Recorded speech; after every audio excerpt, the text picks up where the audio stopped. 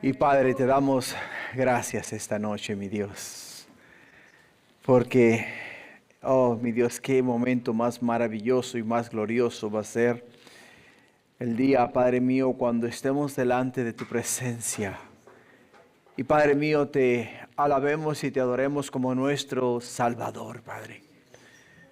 Y Padre mío, cuando veamos tus llagas, veamos, mi Dios, tus heridas, Padre mío, vamos a recordar que esas llagas fueron la causa de mis pecados, la causa de nuestros pecados.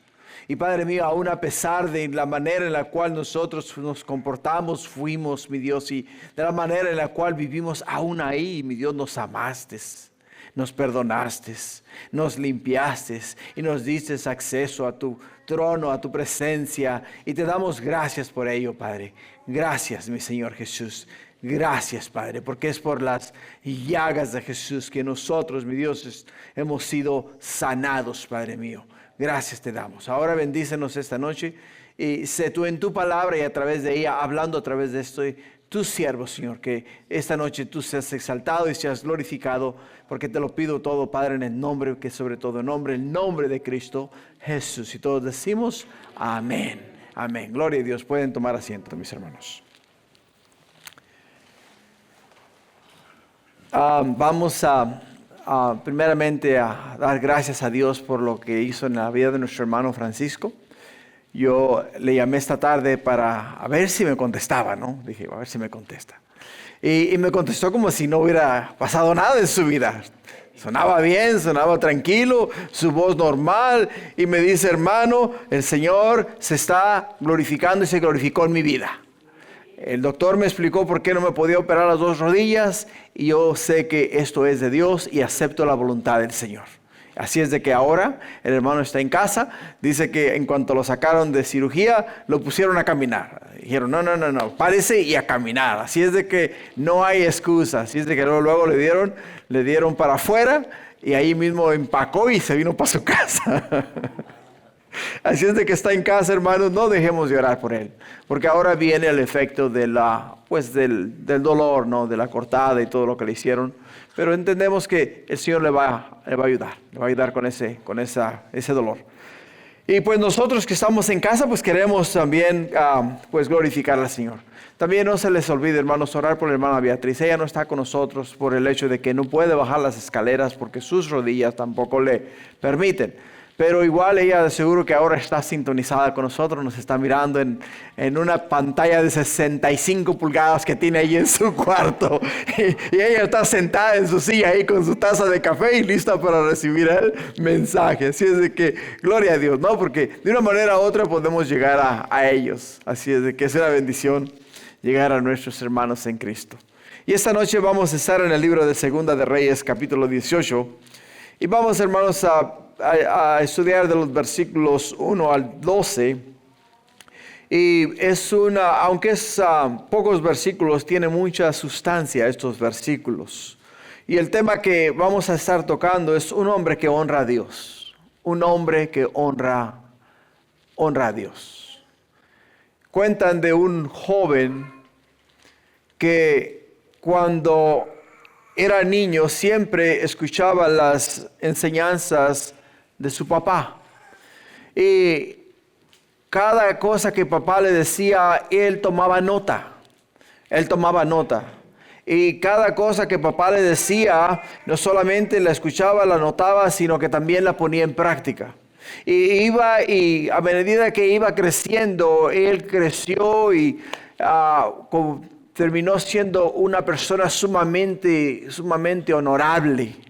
Una persona muy querida por la sociedad, una persona muy recta en todas las cosas que este joven realizaba. Las personas que le conocían a él se quedaban admirados por su manera de hablar, su manera de tratar a las personas, su manera de vivir en este mundo, su manera de hacer negocios, su manera de conducirse en todas las cosas. Y todo el mundo decía, wow, este muchacho es la excepción, porque la mayoría de los jóvenes que conocían las empresas y los Otras personas eran muchachos que crecieron con todo y crecieron pues haciendo lo que a ellos les agradaba y lo que ellos querían hacer y eran mal portados, eran mal hablados, trataban mal a las personas, hacían lo que tenían que hacer para escalar un escalón más. Si tenían que traer a alguien abajo, lo traían abajo, y este joven era todo lo contrario.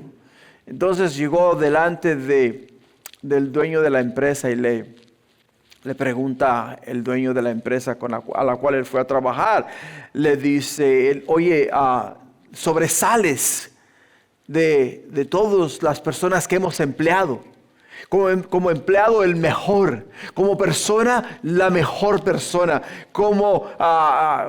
Persona que viene y toma nota y lleva cuentas de todas las cosas que estamos haciendo. No hay uno que lo haga tan perfecto como lo haces tú.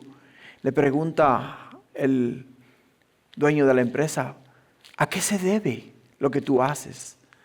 Dice, porque en todo lo que yo hago, deseo honrar a mi Padre. Deseo honrar a mi Padre. Y eso es lo que nosotros vamos a mirar esta noche. En la vida del rey Ezequías, disculpen. En la vida del rey Ezequías. ¿Por qué, hermanos? Porque la palabra de Dios nos dice a nosotros que Ezequías tuvo uno de los padres más malos de los reyes, rey más malo que se han escrito en la historia del reino del sur, del reino de Judá. Fue el rey más perverso, fue el rey el cual tornó a todo el pueblo a la idolatría. Fue el rey el cual no solamente con su perversidad negó a Dios, rechazó el plan de Dios, siguió sus propios ideales, hizo todo lo contrario a lo que Dios deseaba y quería de él, todo lo contrario. Y podemos entender que este hombre, Acaz, no fue un buen modelo de padre. ¿Te das cuenta? No fue un buen modelo de padre. Porque como padre no dio a su hijo un ejemplo que digas tú, yo como hijo quiero seguir el ejemplo de mi padre y quiero imitar a mi padre en todas las cosas que mi padre hace. Porque veo que mi padre es un hombre recto, es un hombre que teme a Dios, es un hombre que sirve a Dios, es un hombre que hace la voluntad de Dios, es un hombre que está siempre buscando el rostro de Dios en todas las cosas que él emprende. O sea, no fue un hombre ejemplar para él. Pero vemos algo que en la vida de Ezequías que es sumamente impactante. Porque Ezequías, desde niño, creció bajo la tutela del profeta Isaías. O sea, hasta cierto punto Isaías fue quien creó ¿a quién? A Ezequías. Fue quien infundió el temor de Dios en la vida de Ezequías. No tuvo el padre modelo que le hacía falta a él para poderlo imitar, pero sí tuvo a un profeta, a un varón de Dios, a un hombre de Dios, al cual y ante el cual él miraba cómo este hombre de Dios se conducía en los negocios de Dios. Y eso es algo que para nosotros, hermanos, es digno de notar. Cada uno de nosotros está siendo observado por otra persona. Todos nos están observando. Te están observando en la iglesia, te están observando en tu casa, te están observando en tu trabajo, te están observando en la calle, te están observando en el supermercado, te están siempre observando para ver cuál es tu comportamiento, para ver qué tú haces, para ver cómo te comportas. O sea, todos estamos siendo observados. Y de una manera u otra van a las personas que nos observan a mirar en nosotros las cosas buenas y las cosas malas. Y el rey Ezequías no solamente miró en el profeta Isaías un gran ejemplo a seguir, sino que la misma palabra de Dios nos dice que fue el único rey que hizo todo conforme al corazón de su padre David. El único rey que hizo todo conforme a la voluntad de Dios. La palabra de Dios nos habla acerca de David y nos dice la Escritura que David era un hombre conforme al corazón de Dios. No era un hombre perfecto, date cuenta. Cometió muchos errores, cometió muchos pecados. Derramó mucha sangre, fue un hombre de guerra. Pero una cosa tenía el rey David, era que cuando él entendía que había hecho mal, él nunca culpaba o se excusaba con alguien o con algo para decir a Dios, es que fulano me incitó, o es que lo hice porque me la hicieron a mí. No, dice, Señor, ante ti y ante ti solamente he pecado. Y me arrepiento, te pido perdón. Y eso es lo que Dios busca un corazón que entienda que, hermanos, nos quedamos cortos todos los días. Continuamente fallamos delante de Dios. Pero al hacérsenos saber nuestro pecado, al ser nosotros confrontados con el error, tenemos que entender que hemos pecado contra Dios, primeramente, y contra la persona que nos está haciendo ver nuestro error. Y eso le encanta a Dios. Porque cuando tú te excusas y le echas la culpa a alguien, o le echas la culpa a las circunstancias, o le echas la culpa al clima, le echas la culpa a, no sé, al gobierno, al presidente, a quien tú quieras, ¿no? Al perro, al gato, ¿no? A todo lo que tú quieras. Entonces, lo único que estás tratando de decirle a Dios, hey, ¿sabes qué? Tú estás equivocado y yo estoy correcto. Y a Dios no le agrada eso. No le agrada eso. Así es de que este día vamos a mirar un hombre que honra a Dios. La semana pasada terminamos el capítulo 37 del capítulo 18, donde, hermanos, hablamos acerca de la caída de Samaria.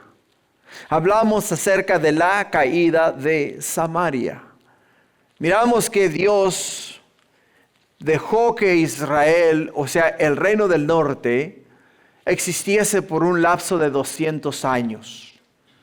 Durante todo este tiempo Dios envió a ellos profetas, videntes, envió a ellos la palabra de Dios continuamente para hacerles a ellos entender que estaban equivocados en sus creencias. Hacerles a ellos entender que la verdadera adoración se encontraba en la ley de Dios, en Dios mismo, en los mandamientos, en los estatutos, en los decretos dejados por Dios para su pueblo Israel. Dios en el monte de Sinaí, desde el monte de Sinaí, dio la ley a Moisés. La escribió en 2 tablas de piedra. Moisés bajó al pueblo y dio la ley al pueblo. Les dio los 10 mandamientos. Les dijo a ellos, esta es la manera en la cual Dios quiere que nosotros los seres humanos vivamos. Esos son los mandamientos de Dios, de la manera en la cual Él se agrada con aquellos que sirven y siguen cada una de las cosas establecidas en su palabra para honra y gloria de Dios Padre. Por ello, podemos ver que cuando Dios establecía un rey, demandaba del rey que el rey se hiciese una copia de la ley de Moisés, de la ley dada al pueblo de Israel. Tenía que agarrar el original y con su propio puño tenía que copiar toda la ley. Copiarla, hacerse una copia para él. Después de hacerse la copia, debía de estudiarla. Y después de estudiarla, memorizarla. Y después de memorizarla, usarla para juzgar al pueblo conforme a la ley de Dios. conforme a la voluntad de Dios. Nosotros, hermanos, no estamos muy lejos. ¿Por qué? Porque las mismas demandas son también para nosotros, o sea, los mismos requisitos. Dios nos ha dado su palabra y tenemos su palabra delante de nosotros, por lo tanto debemos estudiarla, debemos memorizarla y debemos usarla. ¿Para qué? Para juzgar de una manera que agrade a Dios, de una manera que agrade al Señor. No para con ella darle a la gente por la cabeza, sino con ella para exhortarles a caminar por el camino recto, a exhortarles a hacer la voluntad de Dios y a exhortarles a vivir conforme a lo que a Dios agrada. Eso es lo que tenemos que hacer. Así es de que Dios dio a este pueblo la oportunidad por 200 años. Finalmente Dios dijo, ¿sabes qué? Se te acabó el tiempo. Se te acabó el tiempo, ¿no? Miramos en el versículo 5 del capítulo 17 que el rey de Asiria invadió todo el país y sitió a Samaria y estuvo sobre ella 3 años. Y en el año 9 de Oseas, el rey de Asiria tomó Samaria y llevó a Israel cautivo a Asiria y los puso en Ala, en Abor, junto al río Gozán y en las ciudades de los medos. O sea, los transportó, los sacó de la tierra que fluía leche y miel. O sea, los sacó de la tierra prometida y los transportó de la tierra prometida, los llevó a la tierra de sus enemigos. ¿A razón de qué? A razón de su desobediencia. Por ello es que Dios permitió que reinasen 19 reyes por un lapso de 200 años, y durante los 200 años, desde el día en el cual el pueblo de Israel estableció el reino del norte, cuando se dividió el reino de Israel en 2 reinos, el reino del sur y el reino del norte, desde el mismo día en el cual el reino del norte fue establecido en la idolatría. Y por 200 años fueron idólatras.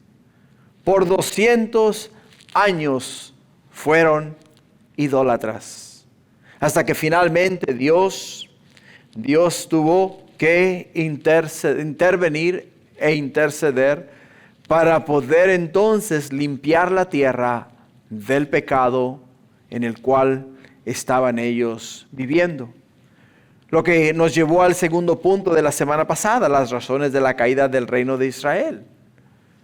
¿Por qué cayó el reino de Israel? Nos dice el versículo 7. Porque los hijos de Israel pecaron contra Jehová su Dios, que los sacó de la tierra de Egipto, debajo de mano de Faraón, rey de Egipto, y temieron a dioses ajenos, y anduvieron en los estatutos de las naciones que Jehová había lanzado de delante de los hijos de Israel, y en los estatutos que hicieron los reyes de Israel. O sea, Dios los sacó porque hicieron lo malo ante los ojos de Dios. Después el Señor los llevó y los reasentó en otro lugar, que fue el tercer punto que tocamos la semana pasada. En el versículo 24 nos dice la escritura del capítulo 17 de Segunda de Reyes, dice: y trajo el rey de Asiria gente de Babilonia, de Cuta, de Aba, de Amat, de Safarbaim, y los puso en las ciudades de Samaria, en lugar de los hijos de Israel, y poseyeron a Samaria y habitaron en sus ciudades. O sea, el rey de Asiria trajo trajo un pueblo pagano, los trajo y los asentó en la tierra que Dios había dado a su pueblo Israel. A su pueblo Israel. Es como que si el día de hoy alguien viniese, alguien totalmente pagano, mundano, idólatra, diabólico, como tú le quieras llamar, y te sacase de tu casa y se metiese a vivir en tu casa. Exactamente lo mismo. Eso es lo que hicieron estos hombres. Sacaron al pueblo de Israel fuera de su tierra, los llevaron a una tierra desconocida y trajeron otros otros pueblos a vivir en la tierra donde Dios había establecido su pueblo. Cuando tú lees estas porciones de la Escritura y dices, Señor, ¿por qué? ¿Por qué permitiste, Señor, sacar a tu pueblo que sí, es verdad, era idólatra, pero era tu pueblo, eran tus hijos? Fueron los que tú escogiste para darte a conocer al mundo. Pero la Escritura nos dice una y otra vez que Dios al que ama, disciplina. Dios al que ama, disciplina. Y si no se establece la disciplina, no se puede aprender. Porque siempre vamos a vivir en el error. Siempre vamos a vivir equivocados. Y Dios tuvo que enseñar a su pueblo, sacarlos de su comodidad, llevarlos a una tierra desconocida, dejar que desconocidos viniesen y habitasen en sus casas, cultivasen sus viñedos y sembrasen sus tierras y cosechasen de sus tierras y produjesen de sus tierras. ¿Para qué? Para darles a ellos una lección, para hacerles entender que las cosas delante de Dios se hacen conforme a la voluntad de Dios, no conforme a la voluntad del hombre. Por ello el tema de hoy, hermanos, un hombre que honra a Dios. Y el primer punto que vamos a tocar va a ser: un hombre que honra a Dios hace lo recto. Un hombre que honra a Dios hace lo recto. Lo vamos a mirar de los versículos 1 al 6. Y en el versículo 1 del capítulo 18 nos dice: el tercer año de Oseas, hijo de Ela, rey de Israel, comenzó a reinar Ezequías, hijo de Acaz, rey de Judá. Cuando comenzó a reinar era de 25 años y reinó en Jerusalén 29 años. El nombre de su madre fue Abi, hija de Zacarías.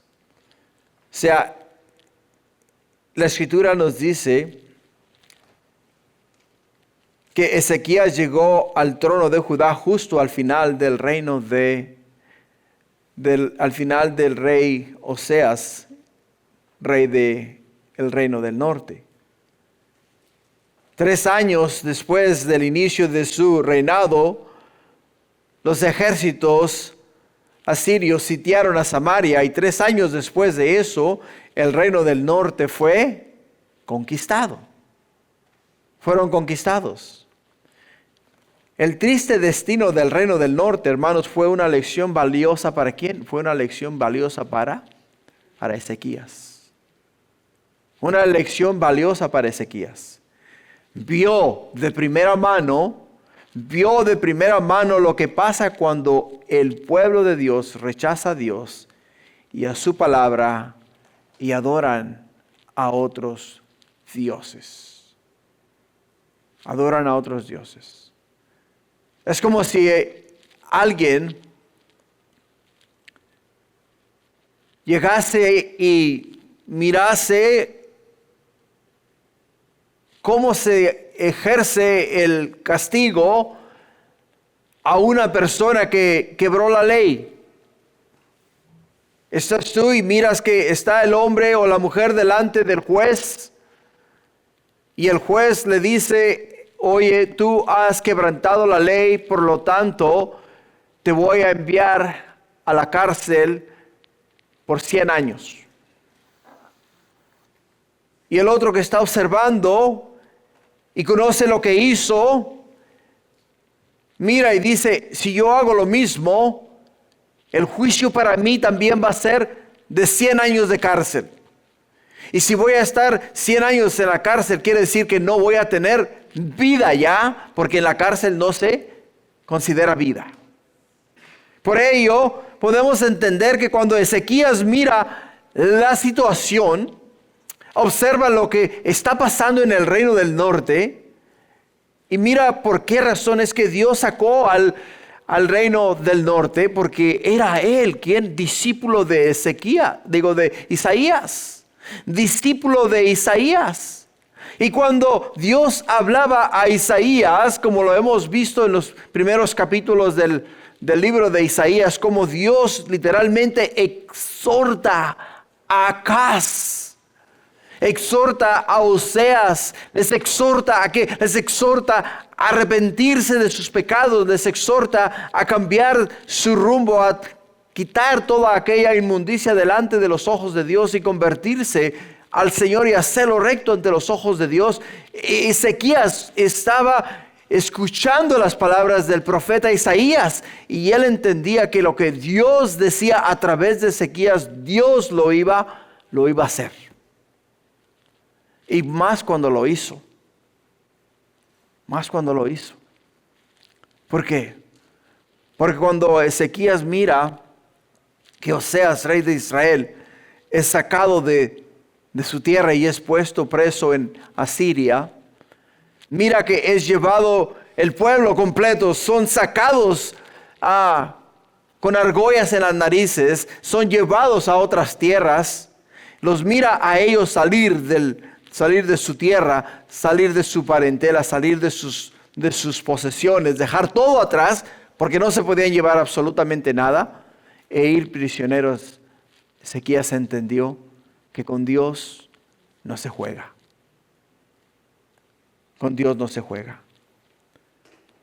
Por ello es que nos dice en el versículo 3 que Ezequías hizo lo recto ante los ojos de Jehová conforme a todas las cosas que había hecho David su padre. O sea, Ezequías hizo lo recto. Recuerden, nuevamente, la palabra recto nos habla de un hombre o de una mujer que literalmente indaga en la verdad, indaga en la palabra de Dios, extrae los mandamientos, extrae los estatutos, extrae los decretos, los principios, las promesas y todo lo que Dios nos dice en su palabra que es bueno para nosotros, lo saca de la palabra de Dios y lo aplica a su vida y camina conforme a todo lo que Dios nos ha establecido para caminar en esta tierra. Y todos los días se esfuerza para agradar a Dios con sus palabras, agradar a Dios con sus acciones, agradar a Dios con sus pensamientos, agradar a Dios con todas las cosas, porque su enfoque y su énfasis es agradar a Dios. Es agradar a Dios. Y eso fue lo que hizo Ezequías. Ezequías, ¿qué fue lo que hizo? Agradó a Dios. Porque hizo lo recto ante los ojos de Jehová conforme a todas las cosas que había hecho David su padre. O sea, conforme a todas las cosas que había hecho David su padre implica, hermanos, que él era un hombre como David que no ponía excusas ante Dios por sus errores. Cuando se equivocaba, él no venía a Dios y se excusaba porque se equivocó o trataba de justificar su causa, sino que él decía: pequé contra ti, Señor, y te pido perdón, perdóname porque te fallé, y porque te fallé, ahora yo quiero hacer lo que es recto delante de tus ojos.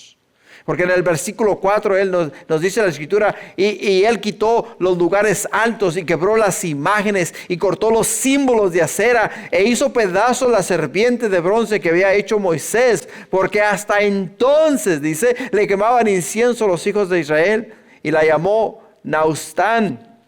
En Jehová Dios de Israel puso su esperanza, ni después ni antes de él hubo otro como él entre todos los reyes de Judá, porque siguió a Jehová y no se apartó de él, sino que guardó los mandamientos que Jehová prescribió a Moisés. Guardó todos los mandamientos, todo lo que Dios le había hecho y le había dicho a él que hiciese. Ahora ves algo acá que para nosotros, hermanos, es muy importante. Cuando miramos en el versículo 4 que no solamente hizo lo recto ante los ojos de Dios, sino que limpió la tierra. Limpió la tierra. Quitó lo que causaba al hombre que tropezase, que cayese, que fallase, que hiciese lo malo ante los ojos de Dios. Lo removió, lo quitó del medio. Quitó del medio los lugares altos, los lugares donde subían ellos a ofrecer sacrificio. O sea, las estatuas, las imágenes, todas estas cosas, ¿qué fue lo que hizo? Fue y las desbarató, las destruyó. Destruyó todo aquello. No solamente destruyó los lugares altos, sino que también nos dice en el versículo 4 que quebró todas las imágenes y cortó los símbolos de acera. Todas las imágenes que tenían los israelitas las desbarató, los polvorizó, las echó fuera, las destruyó completamente. Y cortó todos los símbolos de acera. Pero aquí viene lo bueno. E hizo pedazos la serpiente de bronce que había hecho Moisés, porque hasta entonces le quemaban incienso los hijos de Israel, y la llamó Nahustán. En el libro de Números miramos por qué es que Moisés hizo esta serpiente. La palabra de Dios nos explica cuál fue la razón de hacer esta serpiente de bronce. En el libro de Números, capítulo 21, versículo 4, nos dice la Escritura: después partieron del monte de Or, camino del Mar Rojo, para rodear la tierra de Edom, y se desanimó el pueblo por el camino, y habló el pueblo contra Dios y contra Moisés: ¿por qué nos hiciste subir de Egipto para que muramos en este desierto? Pues no hay pan ni agua, y nuestra alma tiene fastidio de este pan tan liviano. Y Jehová envió entre el pueblo, escucha, y Jehová envió entre el pueblo serpientes ardientes que mordían al pueblo, y murió mucho pueblo de Israel. Entonces el pueblo vino a Moisés y dijo: hemos pecado por haber hablado contra Jehová y contra ti. Ruega a Jehová que quite de nosotros esta serpiente. Y Moisés oró por el pueblo, y Jehová dijo a Moisés: hazte una serpiente ardiente y ponla sobre una asta, y cualquiera que fuere mordido y mirare a ella vivirá. Y Moisés hizo una serpiente de bronce y la puso sobre una asta, y cuando alguna serpiente mordía a alguno, miraba la serpiente de bronce y vivía. Y vivía. Por 800 años, el pueblo de Israel quemó incienso y ofreció sacrificio a este símbolo. A este símbolo. Dios quería ilustrar al pueblo que el pecado, hermanos, es como una serpiente ardiente que te muerde y te mata. Es como una serpiente que muerde y te mata. Por ello es que Jesús dijo en Juan 3:14, dice: como Moisés levantó la serpiente en el desierto, así es necesario que el Hijo del Hombre sea levantado, para que todo aquel que en él cree no se pierda, mas tenga vida eterna. O sea, Dios les mostró a ellos su pecado, al pueblo de Israel, mientras salían de la tierra de Egipto e iban hacia la tierra prometida. Cuando llegaron al desierto de Or, ellos miraron que no tenían alimentos, no tenían agua, y comenzaron a murmurar contra Dios y contra Moisés, diciendo a Moisés: ¿qué has hecho con nosotros? ¿Por qué nos has traído a este desierto? ¿Cuál es la razón? ¿No pudiésemos nosotros haber muerto en Egipto? Entonces Dios, para mostrarles a ellos que su pecado, el pecado que ellos cometieron al murmurar en contra de ¿quién? En contra de Dios, murmurar en contra de Moisés. permitió que se levantasen serpientes ardientes. Serpientes, dicen que estas serpientes cuando mordían a las personas, era como si te metieran 2 cuchillos afilados calientes, que cuando picaba, cuando caían los dientes de la serpiente en la persona, automáticamente en cuestión de segundos, minutos, esa persona moría. ¿Qué es lo que hicieron ellos? Bueno, nuevamente se arrepintieron delante de Dios. Y al arrepentirse delante de Dios, Dios le dio a Moisés, ¿qué? Le dio a Moisés la solución. La solución.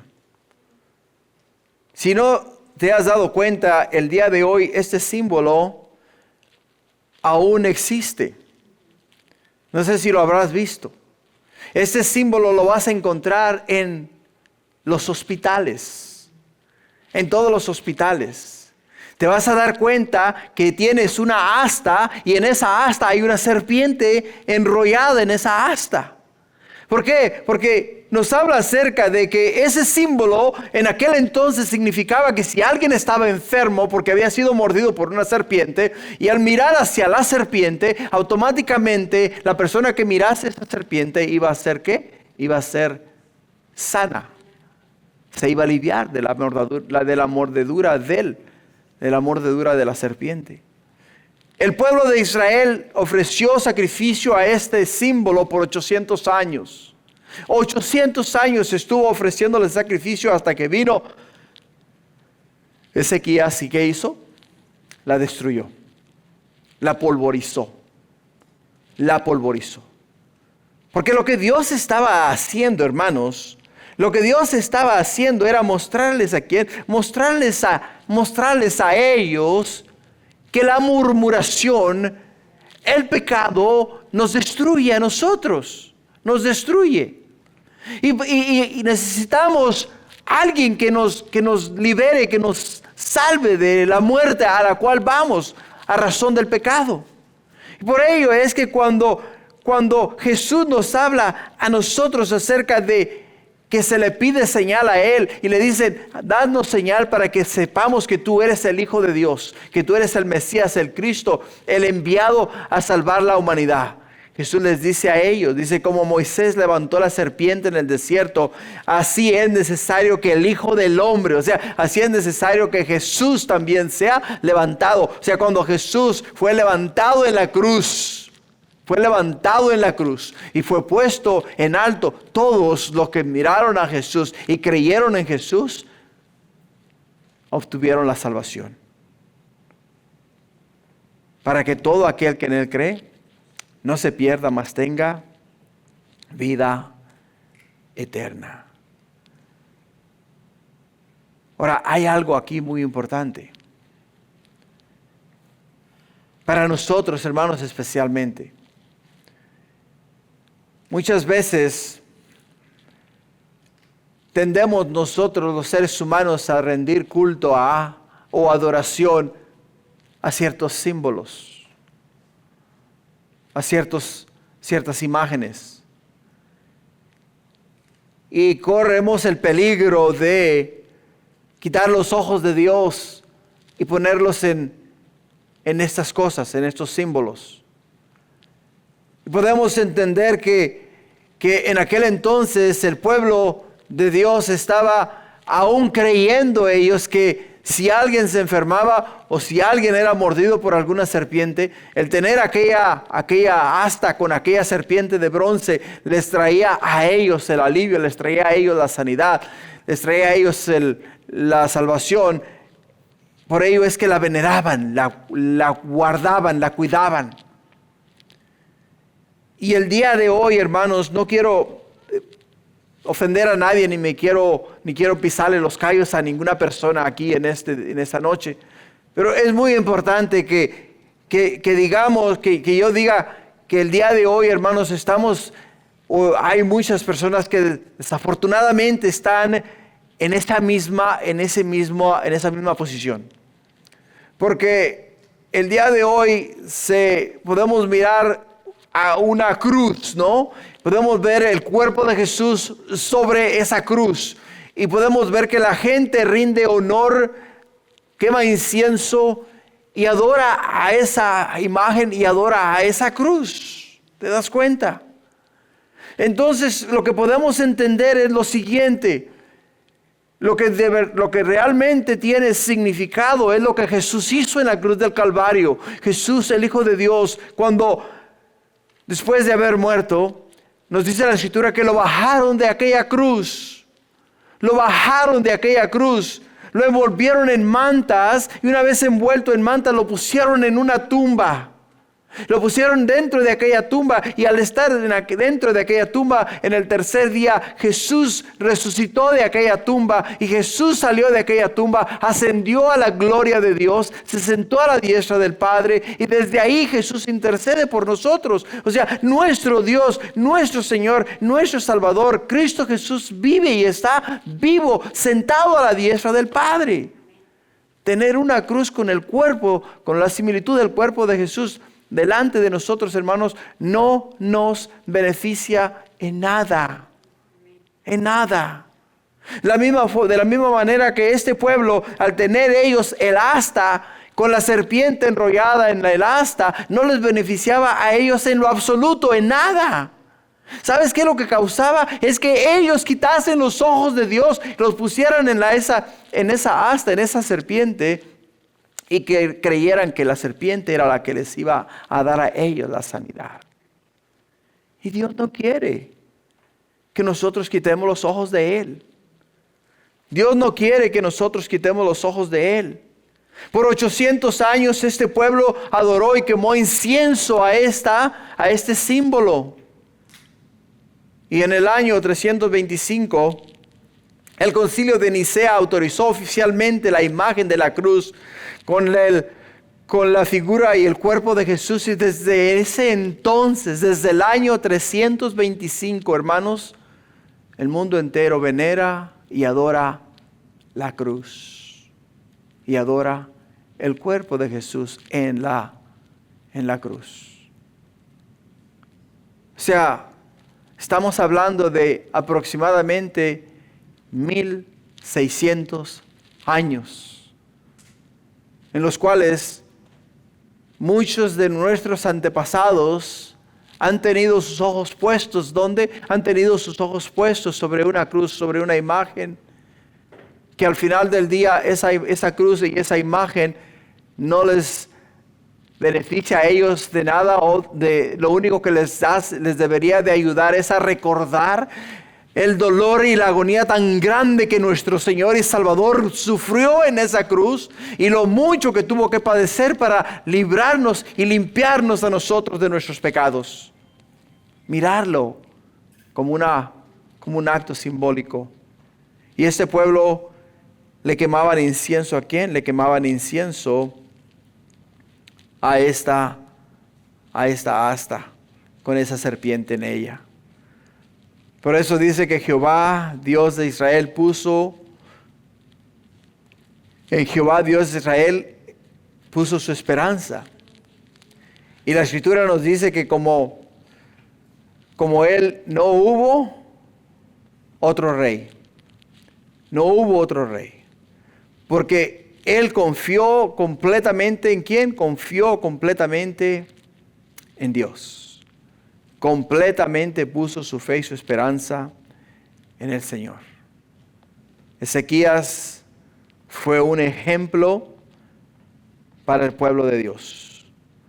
Un ejemplo a través del cual nosotros podemos entender ¿qué? Podemos entender que Dios en su infinita voluntad busca tu corazón, busca mi corazón. Busca que nuestra adoración sea a Él. Busca que nuestra entrega sea a Dios y solamente a Dios y nada más que a Dios.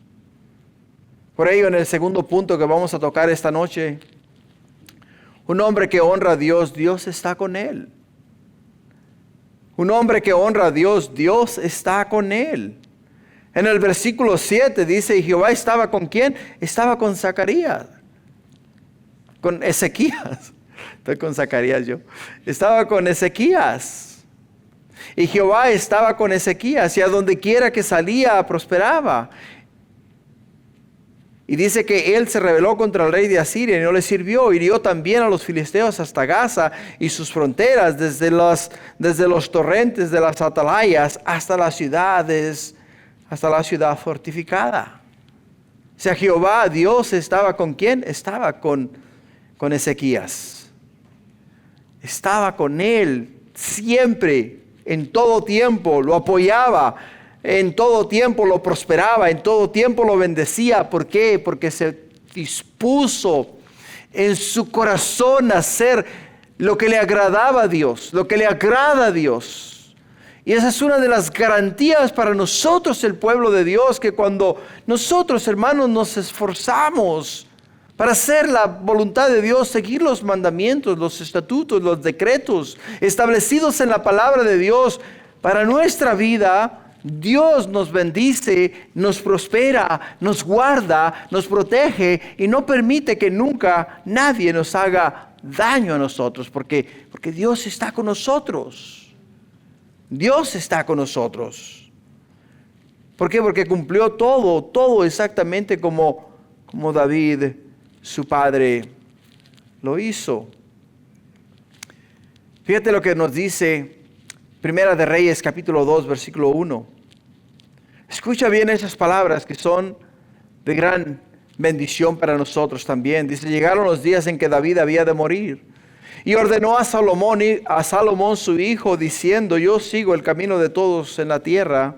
Esfuérzate y sé hombre, guarda los preceptos de Jehová tu Dios, andando en sus caminos y observando sus estatutos y mandamientos, sus decretos, sus testimonios, de la manera que está escrito en la ley de Moisés, para que prosperes en todo lo que hagas y en todo aquello que emprendas. Versículo 4. Para que confirme Jehová la palabra que me habló, diciendo, si tus hijos guardaren mi camino, andando delante de mí con verdad, de todo su corazón y de toda su alma, jamás, dice, faltará a ti varón en el trono de Israel. O sea, Dios le hace una promesa a David. Le dice David, si tus hijos me siguen, me buscan, me sirven y hacen mi voluntad todos los días de su vida, no solamente yo les prosperaré, sino que les bendeciré en todas las cosas que ellos emprendan. En todo lo que ellos se propongan hacer, yo voy a poner mi bendición sobre sus vidas. No me voy a apartar ni a diestra ni a siniestra. En todo momento y en toda hora voy a ir delante de ellos y los voy a bendecir y los voy a prosperar. ¿Por qué? Dice, porque es el pacto, o sea, la promesa que yo te he hecho. Y la promesa que Dios hizo a David es la promesa que Dios te hace a ti este día. La promesa que Dios me hace a mí este día. Dios me dice a mí, si tú guardas mis mandamientos, sigues mis estatutos y mis decretos y te aferras a mis promesas y mantienes todos mis principios en tu vida, entonces dice, yo te prosperaré y te bendeciré en todo lo que tú emprendas. En todo. Él no dice en algunas cosas, no, Él dice en todo y en todas las cosas. ¿Por qué? Porque Dios está con nosotros. Y cuando Dios está con nosotros, hermanos, no tenemos que someternos a nadie más que a Dios. Por ello vemos que Ezequías se rebeló contra el rey de Asiria y no le sirvió más. No le sirvió más. Ahora, en este tiempo Asiria fue lo suficientemente poderoso como para derrotar el reino de Israel, el reino del norte. Sin embargo, el reino de Judá se mantuvo fuerte. ¿Por qué, hermanos? Porque Dios bendijo a Ezequías. Dios bendijo a Ezequías. O sea, Ezequías honró a Dios. ¿De qué manera honró a Dios? Removiendo de la nación, removiendo del reino del sur todo aquello que era piedra de tropiezo para el pueblo caer, para el pueblo tropezar. ¿Cuáles eran estas piedras de tropiezo? Los lugares altos, las imágenes, la asta con la serpiente de bronce, todas las diferentes cosas y ritos que ellos practicaban. Ezequías cortó todo eso del pueblo de Dios. Lo cortó, lo quitó. Y por ello es que Dios bendijo ¿a quién? Bendijo a Ezequías. Ezequías se quitó el yugo de subyugación y tributo que su padre los había sometido. ¿Quién? Acaz los había sometido a ese yugo. Los había sometido a pagarle al rey de Asiria un impuesto sumamente alto, tan alto que no podían ellos vivir, vivían en la miseria. Vivían arrastrados, vivían arrancados, no tenían ni para comer. Y dijo Ezequías, Dios está conmigo, Dios prospera mis planes, Dios prospera mi vida, Dios prospera el pueblo, Dios va a estar con nosotros si nosotros dejamos de pagarle tributo a este rey. Y se quitó el yugo de arriba. Ahora la pregunta es la siguiente: ¿quieres ser libre? ¿Quieres ser libre? ¿Llevas en tu cuello un yugo? ¿Llevas el yugo del pecado y el yugo del pecado te va arrastrando y te va destruyendo? La manera en la cual nosotros nos podemos liberar de ese yugo, hermanos, es entregándonos a Dios por completo. Por completo. Fíjate lo que nos dice Juan 8:34. En el libro de Juan capítulo 8 versículo 34 dice: Jesús le respondió, de cierto os digo, que todo aquel que hace pecado, esclavo es ¿de quién? Esclavo del pecado. Y el esclavo no queda en la casa para siempre, el Hijo sí queda para siempre. Así que si el Hijo os libertare, seréis verdaderamente libres. Seréis verdaderamente libres. Podemos ver que Ezequías fue verdaderamente libre. ¿Por qué? Porque puso su fe y su esperanza ¿en quién? En Dios.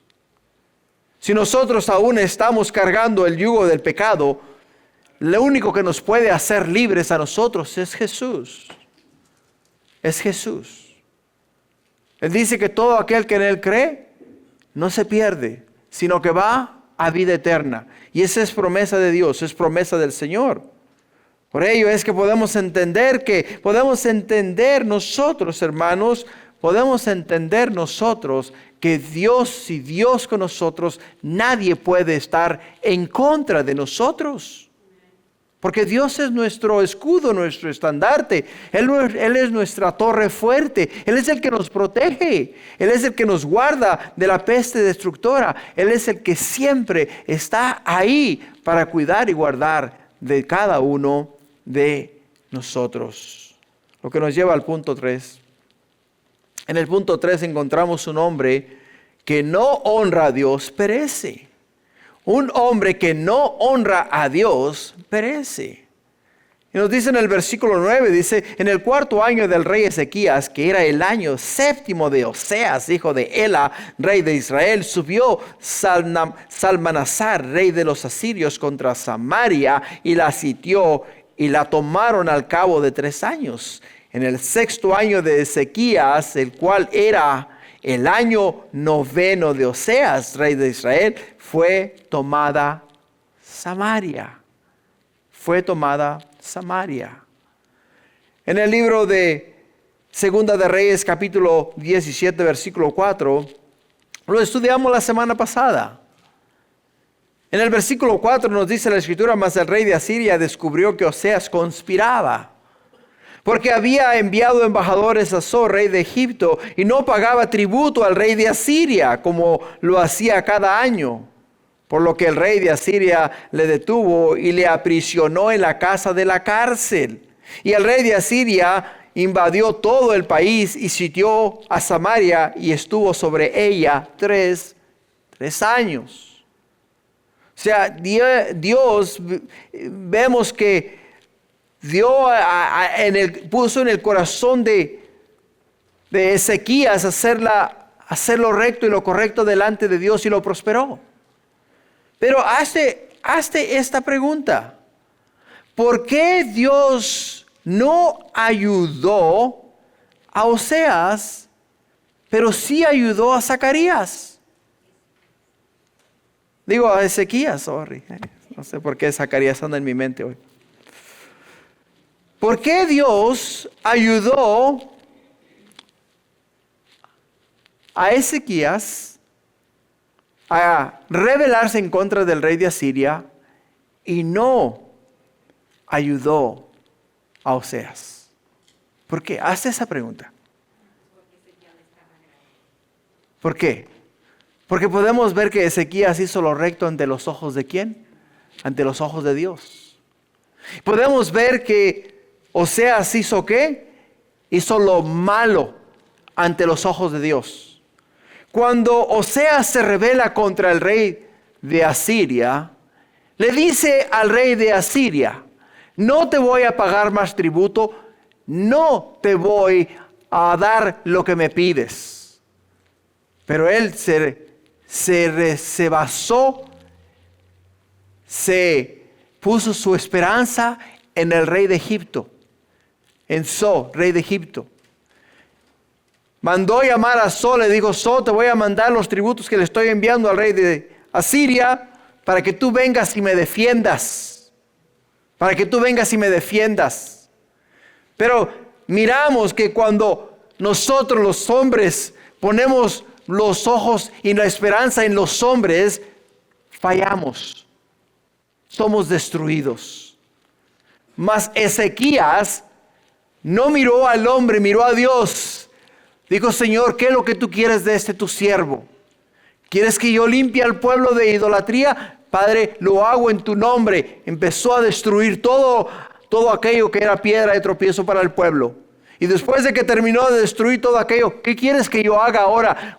¿Quieres que guarde tu palabra y obedezca tus mandamientos? Voy a leer, voy a estudiar, voy a indagar, voy a aprender todo lo que tú me dices en tu palabra y lo voy a hacer para agradarte a ti. Y eso es lo que Dios vio y le agradó. Y cuando él dijo: ¿sabes qué? No te voy a pagar más tributo.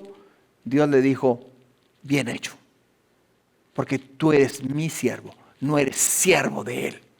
Acá tu padre falló y los endeudó. Ahora la deuda de él no es tu deuda. Tú eres mi siervo y a mí me sirves. Y a mí solamente me vas a servir. Así es de que podemos ver en el libro de Génesis un ejemplo también de este mismo evento. Génesis capítulo 4, versículo 1, dice que conoció a Adán a su mujer Eva, la cual concibió y dio a luz a Caín, y dijo: por voluntad de Jehová he adquirido varón. Después dio a luz a su hermano Abel, y Abel fue pastor de ovejas, y Caín fue labrador de la tierra. Y aconteció andando el tiempo que Caín trajo del fruto de la tierra una ofrenda a Jehová. Y Abel trajo también de los primogénitos de sus ovejas, de los más gordos de ellas. Y miró Jehová con agrado a Abel y a su ofrenda, pero no miró con agrado a Caín y a la ofrenda suya. Y se ensañó Caín en gran manera y decayó su semblante. Voy a parar ahí. Ahora, ¿qué está pasando acá? Estamos viendo que la ofrenda de Abel es de sus primicias, de lo mejor que él tenía, sus ovejas engordadas. Los mejores animales que él tenía los ofreció a Dios. ¿Y qué fue lo que ofreció Caín? Ofreció el esfuerzo, su esfuerzo humano, lo que la tierra le produjo, lo que él tuvo que cultivar, lo que él tuvo que trabajar. O sea, él le trajo a Dios, le dijo: yo te traigo de mi trabajo lo que yo he cultivado. Diciendo: lo tuve que cultivar para ofrecértelo a ti. Y Dios no miró con agrado eso, porque muchas veces traemos a Dios y damos a Dios diciendo, Señor, te doy, pero de lo que te doy me ha costado mucho, he sudado mucho, he esforzado mucho, te doy porque te tengo que dar, pero no te doy porque te quiero dar, pero te tengo que dar, ¿no? Esa es nuestra actitud, y esa no es la actitud que Dios quiere de nosotros. Dios quiere que tú y yo seamos dadores alegres. Que cuando damos, Señor, es tuyo y tú lo mereces. No importa cómo, pero es tuyo. Eso es lo que Dios busca en el corazón nuestro. Pero fíjate lo que dice en el versículo 6. Entonces Jehová dijo a Caín, ¿por qué te has ensañado? ¿Y por qué ha decaído tu semblante? Si bien hicieres, ¿no serás enaltecido? Y si no hicieres bien, el pecado está a la puerta. Con todo esto, a ti será su deseo y tú te enseñorearás de él. Y dijo Caín a su hermano Abel, salgamos al campo. Y aconteció que estando ellos en el campo, Caín se levantó contra su hermano Abel y lo mató. El primer suicidio de la humanidad, o el primer homicidio de la humanidad. Y Jehová dijo a Caín, ¿dónde está Abel tu hermano? Y él respondió, no sé, ¿soy yo acaso guarda de mi hermano? Y él le dijo, ¿qué has hecho? La voz de la sangre de tu hermano clama a mí desde la tierra. Ahora pues, maldito seas tú de la tierra, que abrió su boca para recibir de tu mano la sangre de tu hermano. De tu hermano, o sea, cuando se obra en la carne, cuando se obra en nuestras propias fuerzas, nos lleva a nosotros a hacer cosas que no agradan a Dios. A hacer cosas que desagradan al Señor. En el libro de Josué, Josué dice al pueblo estas palabras en Josué 24:15, dice, si mal os parece servir a Jehová, escogeos hoy a quién sirváis. Si a los dioses a quienes sirvieron vuestros padres cuando estuvieron al otro lado del río, o a los dioses de los amorreos en cuya tierra habitáis, pero yo y mi casa serviremos a Jehová. Yo y mi casa, dice, serviremos a Jehová. O sea, la decisión es nuestra. ¿Vamos a ser Caín o vamos a ser Josué? ¿Qué es lo que vamos a hacer? ¿Vamos a servir a Dios con todo nuestro corazón o vamos a servir a Dios renegando todo el tiempo? Ay, tengo que ir a la iglesia. Ay, Señor, pero la novela. Bueno, lo que bueno es que la puedo grabar. Oh, Señor, pero me voy a perder lo emocionante. O sea, puras excusas, puras quejas, ¿no? Tenemos que hacer las cosas como a Dios le agradan. Continuando ya para terminar en el versículo 11 y 12.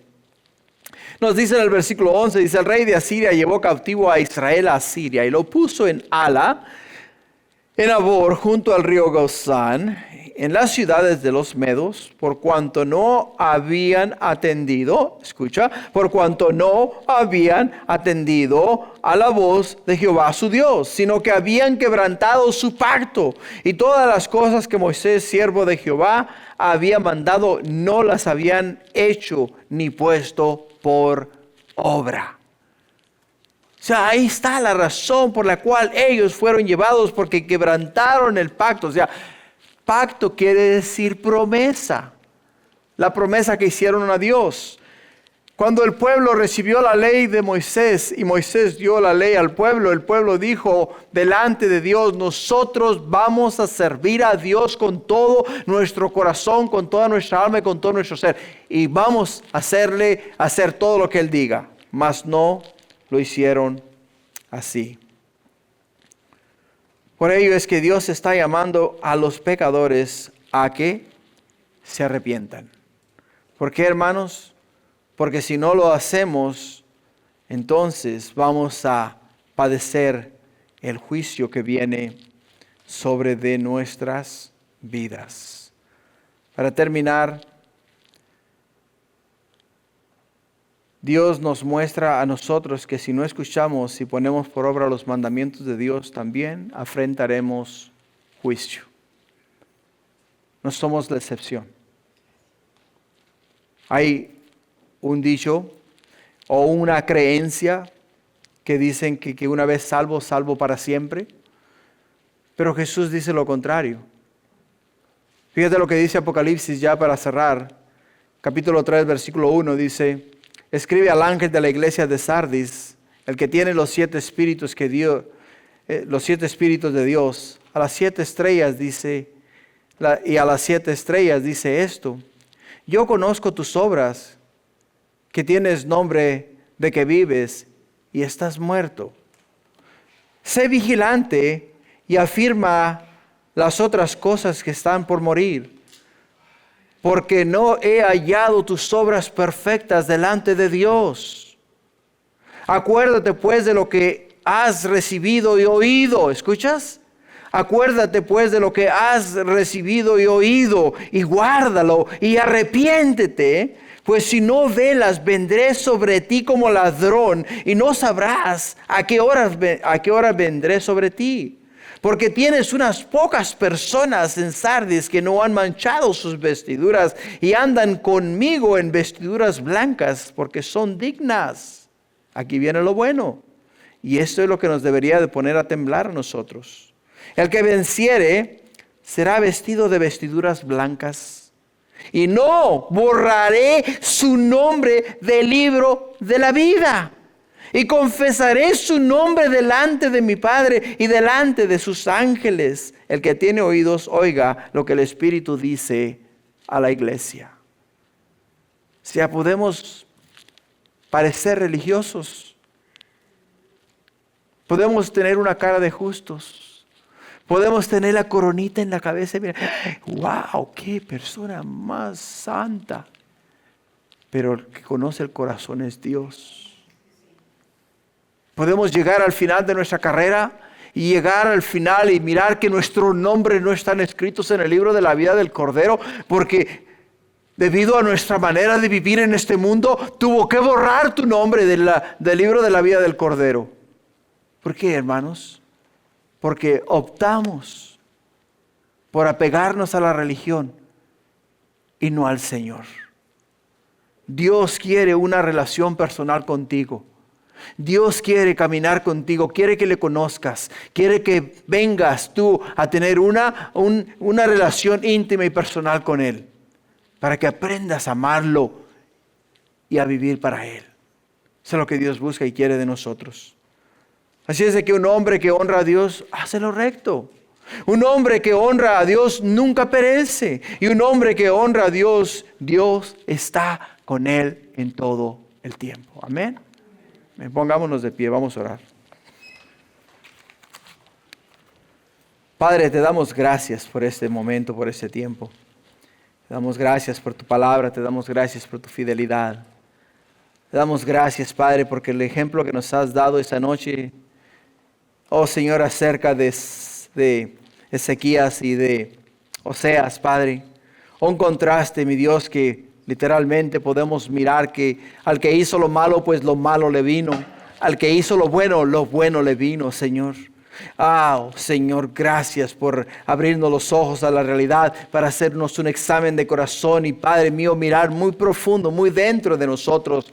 ¿Dónde estamos? Si estamos caminando contigo o estamos tras una religión o siguiendo una enseñanza de hombres, Señor. Ayúdanos, Padre mío, a establecer esa relación íntima y personal contigo, declararte Señor de nuestra vida y, oh mi Dios, confiar en ti y caminar contigo todos los días en este mundo. Gracias, Padre, te amamos y te bendecimos y pedimos tu bendición sobre nuestras vidas esta noche. Te lo pedimos en el nombre de Jesús y todos decimos amén. Amén.